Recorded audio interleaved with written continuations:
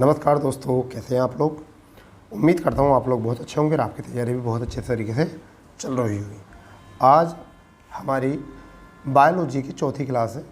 इससे पहले हम 3 क्लास आपको प्रोवाइड करा चुके हैं और प्लेलिस्ट बना दी गई है।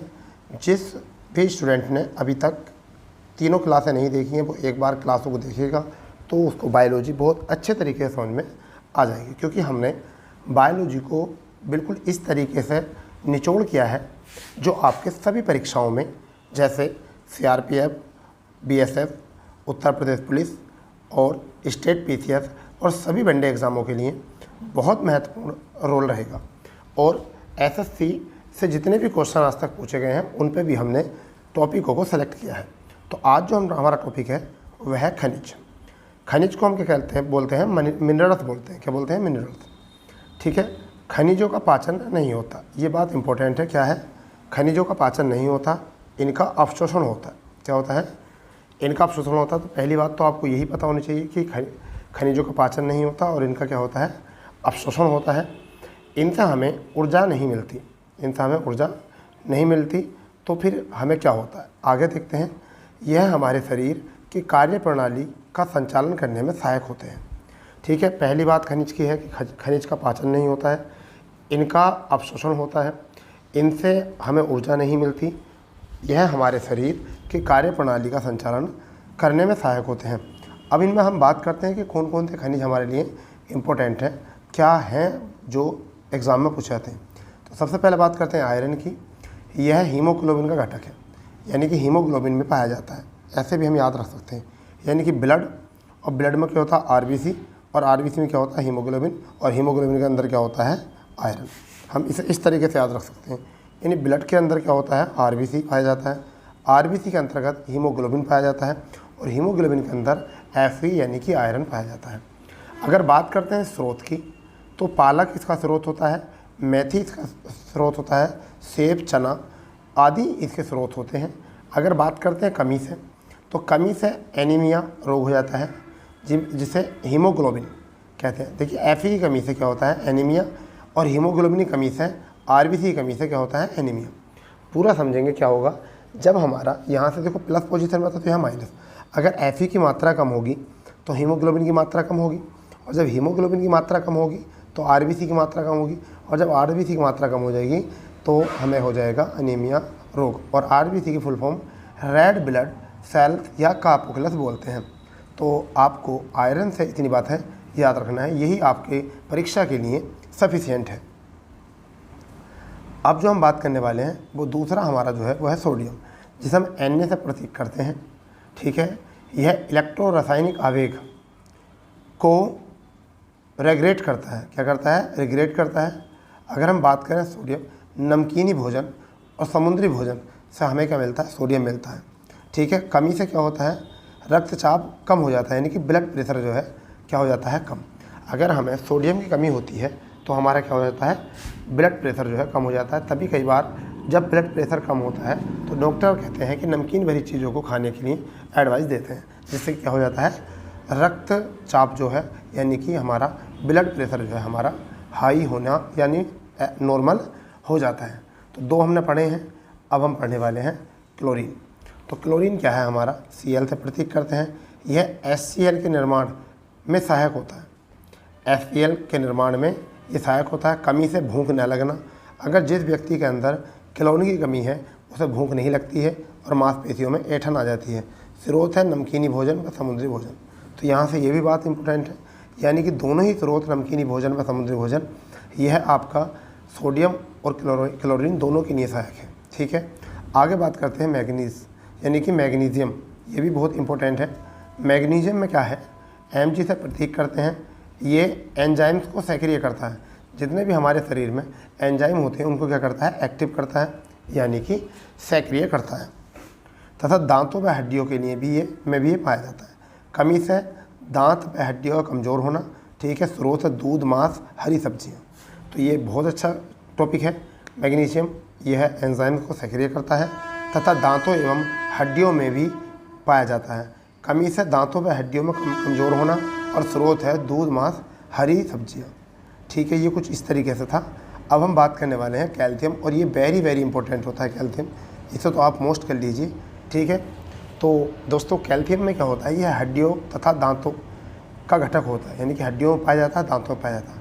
कमी से क्या क्या होता है ये हम पहले ही पढ़ चुके हैं। रिकेट्स रोग होता है बच्चों में, ठीक है।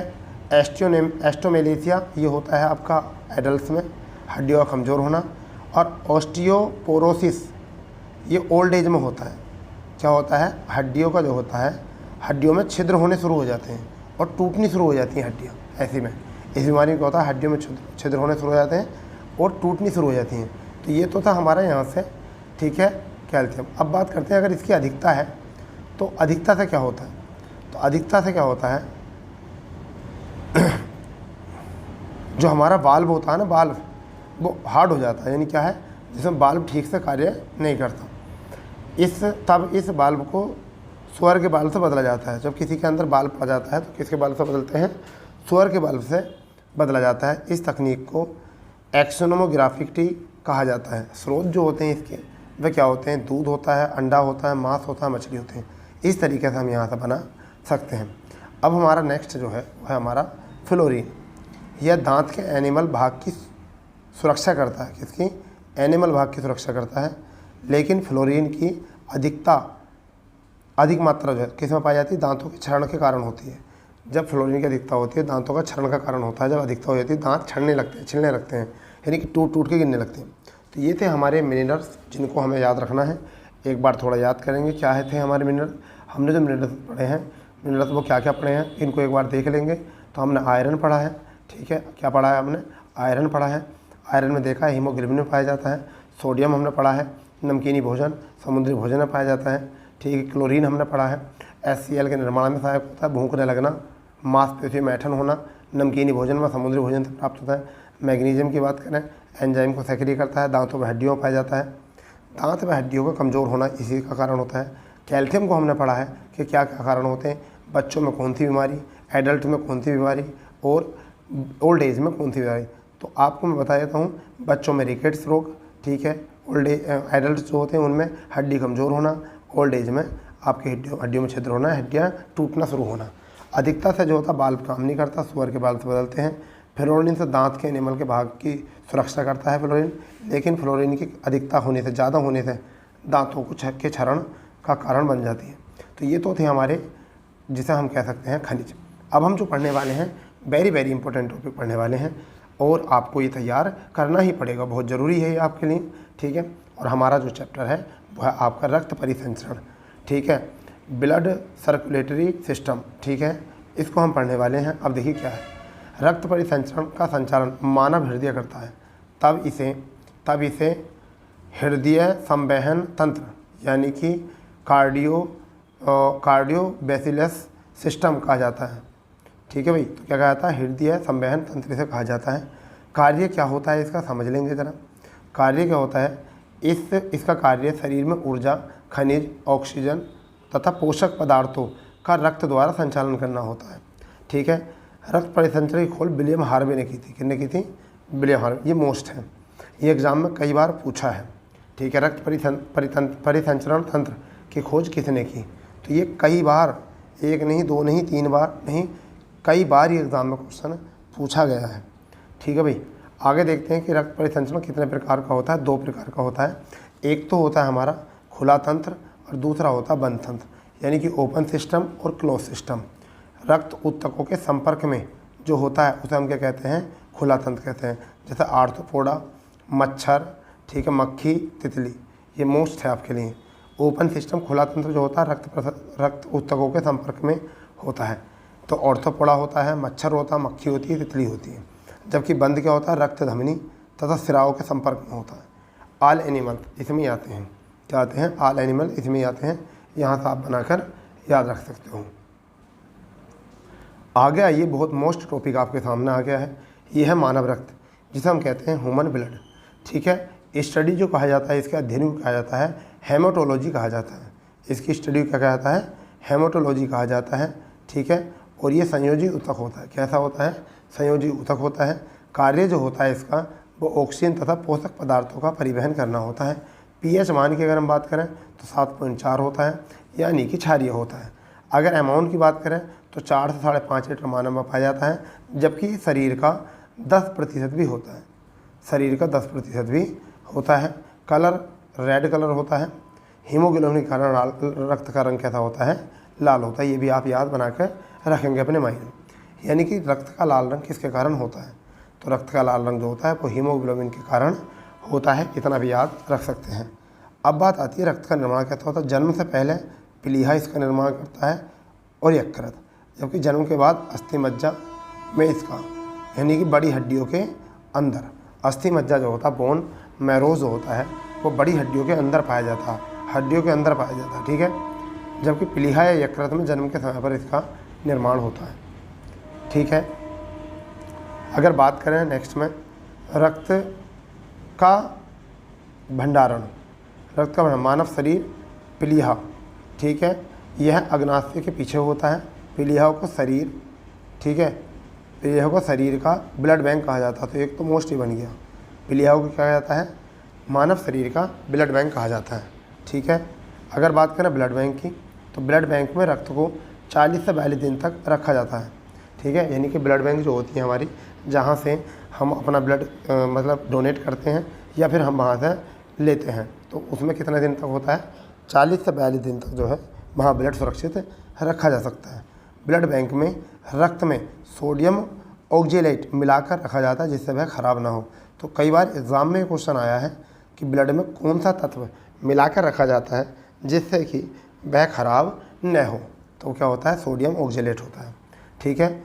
ब्लड बैंक में रक्त को 4 डिग्री टेम्परेचर पर रखा जाता है, कितने पर, 4 डिग्री पर। तो सारी काम की बातें हैं। कहाँ पाया जाता है मानव शरीर में, प्लीहा में, यह अग्नाशय के पीछे होता है। प्लीहा को रक्त का ब्लड बैंक कहा जाता है। ब्लड बैंक में 40 से 42 दिन तक इसे सुरक्षित रखा जा सकता है, और ब्लड बैंक में रक्त में सोडियम ऑक्जेलाइट मिलाकर रखा जाता है, जिससे वह खराब न हो, ठीक है। ब्लड बैंक में रक्त को 4 डिग्री टेम्परेचर पर रखा जाता है। अब बात आता है रक्त, यानी कि ब्लड, ठीक है। तो 2 प्रकार का ब्लड पाया जाता है, यानी कि जो ऑक्सीजन प्लस होता है, जिसमें ऑक्सीजन की मात्रा अधिक होती है, जिसमें ऑक्सीजन की मात्रा अधिक होती है, उसको हम क्या कहते हैं, शुद्ध रक्त कहते हैं, यानी कि प्योर ब्लड कहते हैं। जिसमें अधिकता होती है ऑक्सीजन की ज़्यादा, जिसमें कार्बन डाइऑक्साइड की अधिकता होती है, उन्हें कहते हैं इम्प्योर ब्लड, यानी कि अशुद्ध रक्त, ठीक है।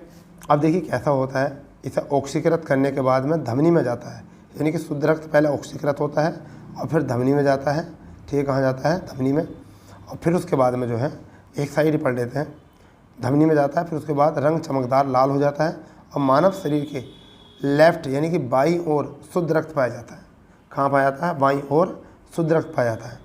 जबकि अशुद्ध रक्त जो होता है वो अनऑक्सीकृत रक्त होता है। कैसा होता है, अनऑक्सीकृत रक्त होता है, और वेन मतलब सिरा में होता है। कहाँ होता है, सिरा। और कलर जो होता है वो बैंगनी रंग का होता है। कलर जो होता है वो कैसा होता है, बैंगनी रंग का जो है इनका कलर होता है। और मानव शरीर में, ठीक है, राइट और अशुद्ध रक्त पाया जाता है। क्या पाया जाता है, अशुद्ध रक्त पाया जाता है। तो पहली बात ये कि शुद्ध ब्लड का रंग जो होता है वो चमकदार लाल होता है, अशुद्ध ब्लड का रंग जो होता है वो बैंगनी रंग का होता है, ठीक है। इसमें कार्बन डाइऑक्साइड की मात्रा होती है ज़्यादा, और शुद्ध में क्या होती है, ऑक्सीजन की मात्रा ज़्यादा होती है। जबकि ये जो होता है सिरा यानी कि सिराओं में होता है, ये किस होता है, शुद्ध धमनी में, ठीक है। अगर हम बात करते हैं नेक्स्ट में कि शुद्ध रक्त कहाँ रखा होता है, तो लेफ्ट साइड होता है, जबकि अशुद्ध राइट साइड होता है। आगे देखते हैं क्या है, यानी कि रक्त के भाग, रक्त को 2 भागों में बांटा जाता है। एक तो प्लाज्मा, ठीक है, एक तो होता है प्लाज्मा, और दूसरा जो होता है वो रक्त कणिकाएँ, जिसमें हम कहते हैं ब्लड सेल्स। तो देखिए जो प्लाज्मा होता है उसमें 55% होता है, और रक्त कणिकाओं में 45%। अब रक्त कणिकाओं में क्या होता है, आरबीसी होता है, डब्ल्यूबीसी होता है, ठीक है, और प्लेटलेट्स होती हैं। क्या होती हैं, प्लेटलेट्स। ये लाल रक्त कणिकाएँ, श्वेत रक्त कणिकाएँ और रक्त बिंबाणु ये होते हैं, ठीक है भाई।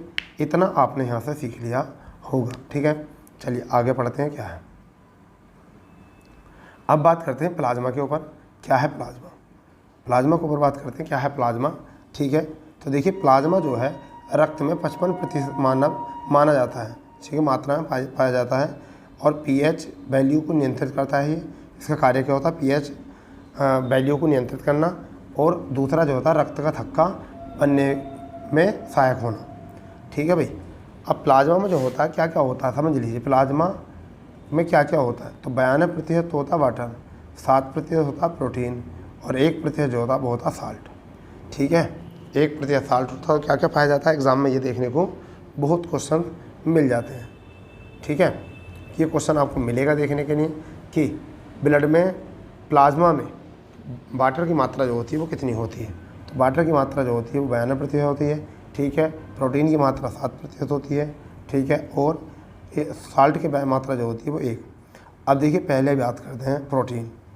ठीक है, तो प्रोटीन क्या होता है, एक तो होता है इसमें सॉरी, ठीक है, एक प्रोटीन जो होता है वो थक्का बनाने में सहायक होता है, दूसरा इम्यूनी सिस्टम बनाने के लिए, प्रतिरक्षा करने के लिए ये होता है। तो प्लाज्मा का सबसे बड़ा काम जो है वो क्या है, प्लाज्मा का सबसे बड़ा काम ये है इम्यूनिटी पावर बनाना।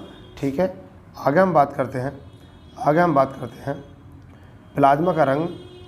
प्लाज्मा रंगीन होता है, यानी कि कैसा होता है, रंगहीन, इसका कोई रंग नहीं होता, इसका कोई रंग नहीं होता। ठीक है, अगर हम बात करें येलो कलर प्रोटीन, ठीक है, और इन दोनों का क्या होता है, सीरम होता है।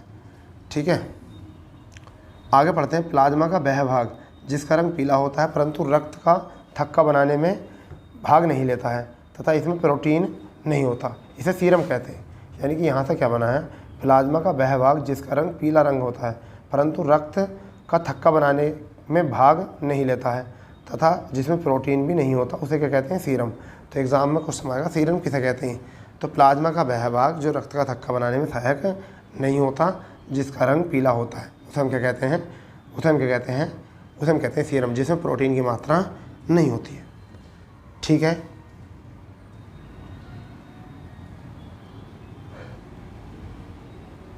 इतना हमने पढ़ लिया है। अब हम पढ़ने वाले हैं रक्त कणिकाएँ। ठीक है, प्लाज्मा हमने पढ़ लिया है, रक्त कणिकाएँ पढ़ते हैं। देखिए रक्त कणिकाओं में सबसे पहले हम पढ़ने वाले हैं आरबीसी, रेड ब्लड कार्पुकुलस, जिसे हम कहेंगे लाल रक्त कणिकाएँ। रासायनिक नाम होता है एंथ्रासाइट।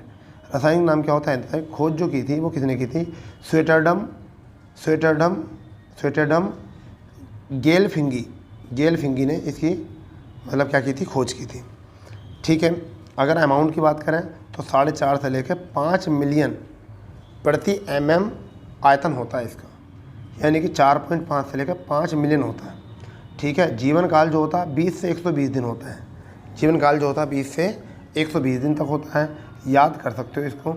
अगर हम बात करते हैं कार्य की, तो आरबीसी हीमोग्लोबिन, और हीमोग्लोबिन में ऑक्सीजन क्या होता है, कैरियर होता है, यानी कि आपको ऑक्सीकरण ग्लोबिन कहते हैं। यानी इसका काम जो होता है शरीर में ऑक्सीजन की मात्रा पहुँचाना, ठीक है, कार्बन डाइऑक्साइड वापस लाना, ये होता है। ठीक है जी। अब यहाँ से अगर हम बात करेंगे तो देखिए इसमें कुछ मोस्ट पॉइंट क्या है, इसका मोस्ट पॉइंट क्या है, आरबीसी में केंद्रक नहीं होता। एक तो बात ये इंपॉर्टेंट है, आरबीसी में केंद्रक नहीं होता। फिर दूसरे पॉइंट जो है वो क्या है, ऊँट तथा लामा के आरबीसी में केंद्रक पाया जाता है। तो मानव के में तो आरबीसी में केंद्रक नहीं पाया जाता, ठीक है, उसका कोई केंद्र नहीं होता, जबकि ऊँट और लामा के जो होता है उसमें आरबीसी में केंद्रक पाया जाता है। अगर बात करते हैं आरबीसी की कमी से, तो एनीमिया रोग होता है आरबीसी की कमी से। आरबीसी का साइज जो होता है वो कितना होता है, 5 माइक्रोन में होता है, यानी कि 5 माइक्रोन में होता है। कितना होता है, 5 माइक्रोन में होता है। ठीक है, अब यहाँ से सबसे इम्पोर्टेंट बात है, आरबीसी की मृत्यु प्लीहा में होती है, जबकि आरबीसी की कब्रिस्तान, प्लीहा क्या कहा था, आरबीसी का कब्रिस्तान। ये भी एग्ज़ाम में क्वेश्चन देखने को मिला है कि किसको आरबीसी का कब्रिस्तान कहा जाता है।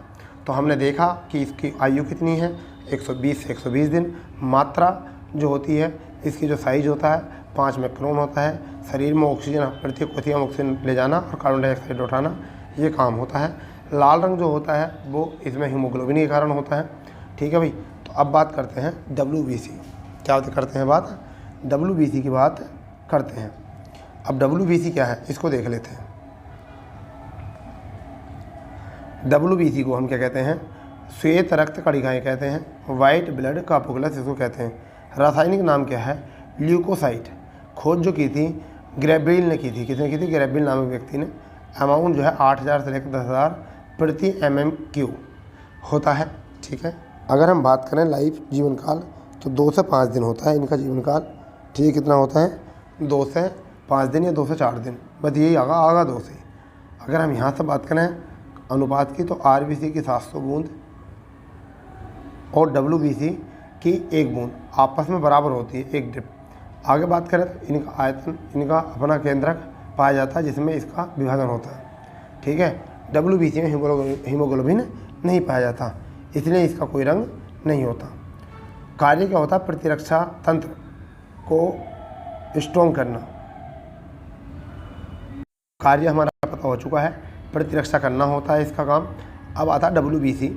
WBC को हम कितने भागों में, तो 2 तरीक़ा से कणों के रूप में देख सकते हैं, ठीक है, और अकणीय रूप में देख सकते हैं। ठीक है भाई, तो अब यहाँ देख सकते हैं पहला क्या है जो हमारा कणों के रूप में हम उसी पढ़ते हैं। तो ये 3 भागों में, एक तो है बेसिफिल्स, ये 0 से 1% होता है। ये है एलर्जी को ख़त्म करने के लिए कार्य करता है, एलर्जी को ख़त्म करने का कार्य करता है।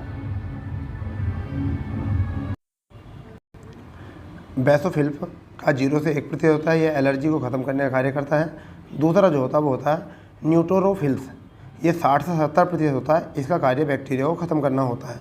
ठीक है, एक है आपका इयोसिनोफिल्स, ये होता है, ये 1 से 4% होता है, इसका कार्य किसी परजीवी को काटने पर उसका प्रभाव कम करने के लिए होता है। तो देखो इसे हम क्या कहते हैं, WBC को हम कहते हैं शरीर का एंटीवायरस, जो हमारे शरीर के वायरस को वो करता है। ठीक है, स्टोर मतलब हमें प्रतिरक्षा करता है हमारे शरीर की। दूसरा है एकड़िक में क्या होता है? एकड़िक में हमारा मोनोसाइट होता है, ये आपका 5 से 10% होता है, इसका आकार 18 माइक्रो का होता है, यह WBC का सबसे बड़ा भाग होता है। इसका कार्य रक्त के जीवाणु को ख़त्म करके खाने का होता है, यानी रक्त में जीवाणु को ख़त्म करके खाने का काम होता है इसका। ठीक है, दूसरा जो आपका होता है लिम्फोसाइट, दूसरा क्या होता है लिम्फोसाइट होता है, ये 25 से 30% होता है, इसका आकार 7 से 8 माइक्रोन होता है, यह WBC का सबसे छोटा भाग होता है। इसका कार्य क्या होता है? एंटीबॉडी प्रोटेक्ट करना, यानी क्या करना होता है? एंटीबॉडी प्रोटेक्ट करना होता है इसका। अब हम यहाँ बात करेंगे कि WBC क्या है। एक WBC बराबर बेसोफिल्स, न्यूट्रोफिल्स, ठीक है, और ये 3 प्रकार के होते हैं। इसमें फिर एक आपका होता है मोनोसाइट और एक होता है लिम्फोसाइट। इन सबको मिलाकर जो बनता है हमारा, वो बनता है WBC। क्या बनता है? WBC। चलो आगे देख लेते हैं क्या है। एक हाल ही में जन्मे बच्चे में WBC की मात्रा 12,000 तक होती है, ठीक है, तथा माँ के पेट में शिशु में WBC की मात्रा 17,000 तक होती है। दवाई खाने पर WBC का अमाउंट बढ़ जाता है। ठीक है, तो तीनों बात याद रख लो। बच्चे के जन्म के समय पर WBC की मात्रा 12,000, माँ के पेट में शिशु में WBC की मात्रा 17,000 तक, दवाई खाने पर जो है WBC की मात्रा जो है बढ़ जाती है। क्या हो जाती है? बढ़ जाती है। अब आगे करते हैं कि आगे हम बात कर सकते हैं बर्टाइन इन WBC, यानी कि न्यूबॉर्न बेबी चाइल्ड में 17,000, ठीक है। एडल्ट में कितनी होती हैं आपकी? एडल्ट में कितनी होती हैं? 10,000। और ऑक्सीकरण से कम होने पर क्या हो जाता है? WBC की मात्रा बढ़ जाती है, WBC की मात्रा बढ़ जाती है।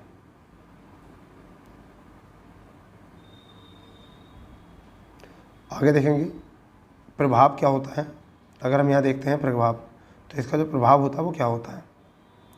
प्रभाव होता है एक WBC, अगर WBC की मात्रा कम होती है तो ल्यूकोपेनिक प्रतिरक्षा तंत्र कमज़ोर हो जाता है। अगर WBC की मात्रा बढ़ जाती है, WBC की मात्रा अगर बढ़ जाती है तो क्या होता है? ल्यूकोकेमिक, ठीक है, ब्लड कैंसर जिसे कहते हैं, ब्लड कैंसर हो जाता है। यानी कि जब WBC की मात्रा बढ़ जाती है ब्लड कैंसर यही कारण होता है।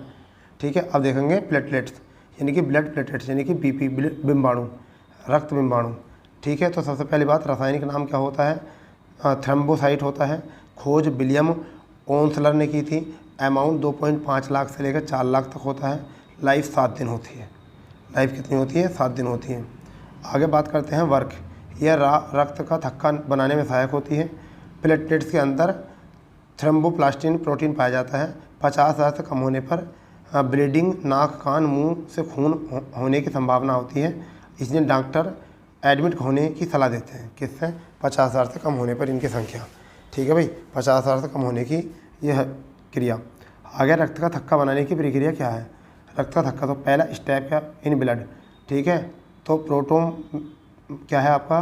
प्रोथ्रोम्बिन प्रोटीन निष्क्रिय होता है इसमें। फर्स्ट स्टेज क्या है, प्रोथ्रोम्बिन प्लस आपका थ्रोम्बोबोबिटिन यानी कि बिम्बाणु में होता है जो, और उससे बन जाता है। दूसरा जो होता है वो आपका, वैसे इतना कोई कमज़ोर काम है नहीं, इतना इंपॉर्टेंट, बच्चा हो तो इस वाले पॉइंट को याद रख सकते हो। ये वाला पॉइंट ये इंपॉर्टेंट हो सकता है आपके लिए कि रक्त का थक्का बनने की प्रक्रिया 3 से 4 मिनट का समय लगता है। कितना लगता है, 3 से 4 मिनट का समय लगता है। ठीक है भाई, तो इतने हमने अभी तक जो पढ़ा है ये पढ़ा है। तो आज की क्लास जो है यहाँ पे समाप्त करते हैं। कल जो पढ़ेंगे, आज जो हमने पढ़ा है क्या पढ़े हैं, खनिज तत्व पढ़े हैं और रक्त परिसंचरण पढ़ा है और मानव रक्त पढ़ा है। ठीक है दोस्तों, तो आज की क्लास हम यहाँ पे समाप्त करते हैं। कल जो हम पढ़ने वाले हैं मानव हृदय। तो मिलते हैं कल क्लास पर। जिन लोगों ने अभी तक चैनल सब्सक्राइब नहीं किया वो चैनल को सब्सक्राइब करें और बेल आइकन दबाएं, जिससे कि आने वाली प्रत्येक नोटिफिकेशन आप तक पहुँच जाए। ठीक है, तो मिलते हैं नई क्लास के साथ। जय हिंद, जय भारत, वंदे मातरम।